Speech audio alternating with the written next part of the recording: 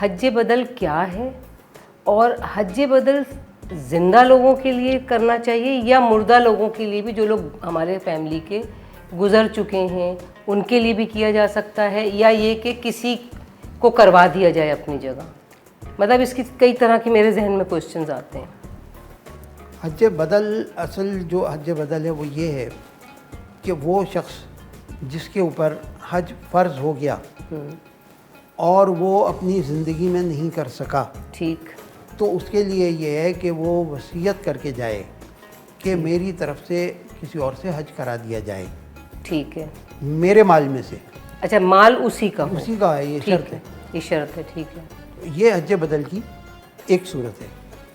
دوسری صورت حج بدل کی یہ ہے کہ کسی شخص کے اوپر حج فرض ہوا مگر وہ معذور ہے، ٹھیک ہے، حج کرنے سے معذور ہے کسی بھی سبب سے، اور وہ عذر اس کا آخر زندگی تک اس کا برقرار رہتا ہے، تو وہ حج بدل کرا سکتا ہے، کسی اور کو مقرر کر دے اور اس کو مال دے، ٹھیک، اسی کے پیسے سے، اسی کے پیسے سے حج ہو، ٹھیک، تو یہ حج بدل ہو گیا. ٹھیک ہے.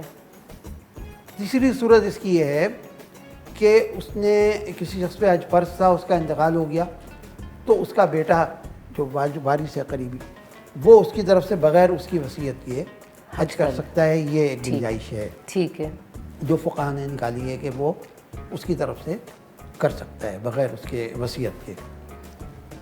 اور اس کے علاوہ چوتھی صورت یہ ہے کہ کوئی کسی کے لیے حج کرنا چاہتا ہے ثواب کے لیے، تو حج خود کرے، یعنی وہ ویسے تو کر نہیں سکتا بدل، تو حج خود کرے اور اس کا ایصال ثواب کر دے. ٹھیک ہے، یہ ایک صورت ہے جو ہر ایک کر سکتا ہے. ٹھیک ہے، ٹھیک ہے، میں بالکل صحیح، کلیئر ہو گیا. اچھا، وقوف عرفہ، اس کے بارے میں تھوڑا سا آپ بتائیں، کیونکہ ظاہر ہے کہ جو لوگ حج کرتے ہیں ان کے لیے یہ ساری چیزیں بہت امپورٹنٹ ہیں. یہ وقوف عرفہ جو ہے یہ حج کا رکن اعظم ہے. رکن اعظم، رکن اعظم یعنی سب سے بڑا رکن. سب سے بڑا یہ ہے احرام، یعنی نیت کے بعد اگر وقوف عرفہ کسی شخص نے کر لیا تو وہ اس کا حج ہو گیا. ٹھیک. وقوف عرفہ کا جو وقت ہے وہ 9 ذی الحج کو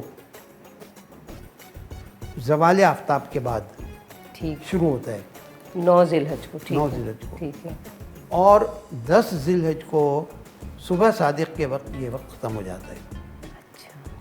اس دوران اگر کسی شخص نے حج کی نیت سے احرام باندھا ہوا ہے اور وہ چاہے ایک لمحے کے لیے وہاں سے گزر جائے میدان سے، تو اس کا وقوف ہو گیا، حج ہو گیا. اچھا، ہو یعنی گیا. یہ بالکل لازمی شرط ہے. ایسا کرتے نہیں ہیں لوگ، کیونکہ وہاں پر واجب ہے مغرب کے وقت تک رہنا. جی. اچھا، مزدلفہ جو جگہ ہے وہاں پہ کہتے ہیں کہ نماز مغرب اور نماز عشاء ساتھ پڑھی جاتی ہے، تو اس کے لیے کیا آپ بتانا چاہیں گے کہ کیوں؟ دیکھیے، میدان عرفات میں جب ہم وقوف عرفہ کرتے ہیں جی، تو وہاں پر ہم تو نہیں، خیر، لیکن جو لوگ امام کے پیچھے نماز پڑھ رہے ہوتے ہیں تو ظہر اور عصر کو ملا کے پڑھا جاتا ہے ظہر کے وقت میں. ظہر اور ٹھیک ہے، ظہر کے ٹائم پہ عصر کو ملا لیتے ہیں. ہاں، ظہر عصر کی نماز جو پڑھی جاتی ہے وہ ظہر کے وقت میں پڑھی جاتی ہے. اچھا، ٹھیک پہلے ہے، ظہر اور اس کے ساتھ فوراً پھر عصر. عصر کی نماز پڑھی جاتی ٹھیک ہے. ہے، یہ باجماعت ہوتی ہے، ٹھیک ہے. اور اس کے لیے کچھ شرائط بھی ہیں.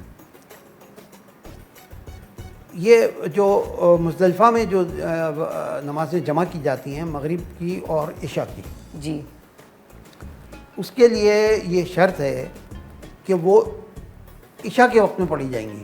اچھا، مطلب ظہر کا جو ہے وہ عصر ظہر کے ٹائم پہ ملائی جاتی ہے، پہلی اور مغرب اور عشاء جو ہے عشاء کے ٹائم پہ عشاء ملائی کے وقت میں. ٹھیک اور ہے. اس کے لیے جماعت کی شرط بھی نہیں ہے. اچھا، جماعت کی شرط نہیں ہے، ٹھیک ہے. اگر تنہا بھی پڑھے گا تو جمع کرے گا دونوں نمازوں کو. اچھا، اچھا، بالکل ٹھیک ہے. اچھا، مدینے میں 40 نمازیں پڑھنے کے لیے آپ کیا ہمارے ناظرین کو بتانا چاہیں گے، اس کی اہمیت کیا ہے؟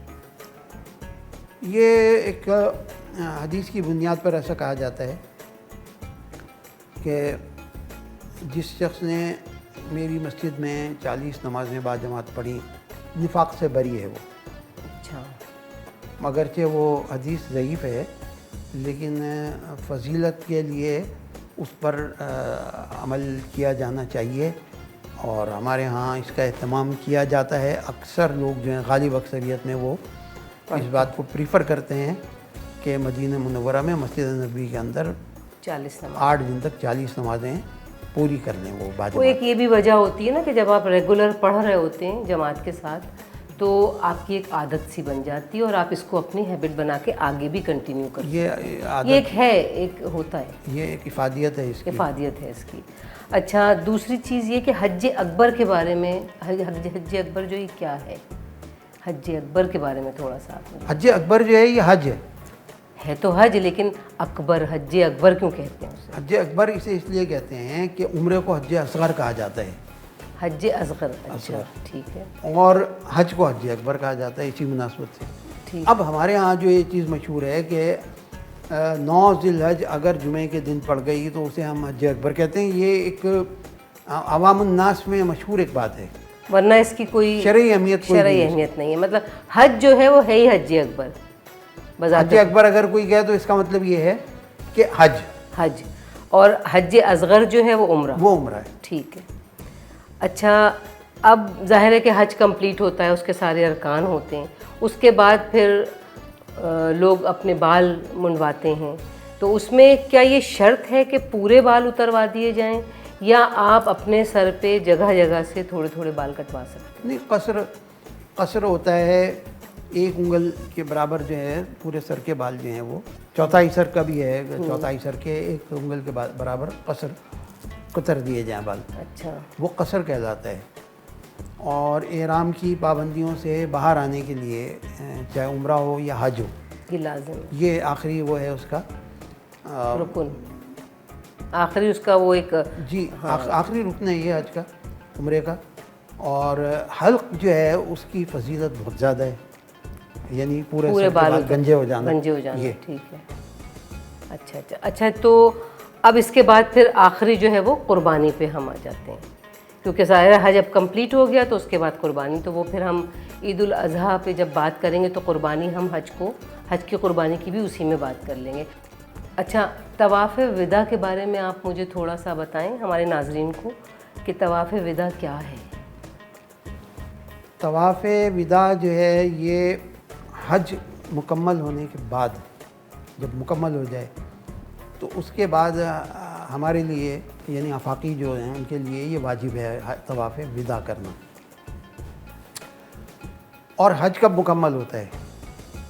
حج اس وقت مکمل ہوتا ہے جب طواف زیارت کر لیں۔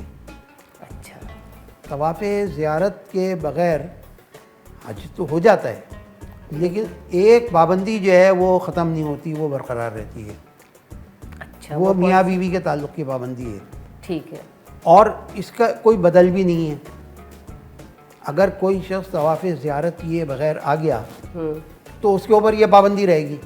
طواف زیارت جو ہے یہ حج کا رکن ہے، حج کا رکن ہے، لیکن اس کی بہت امپورٹنس ہے۔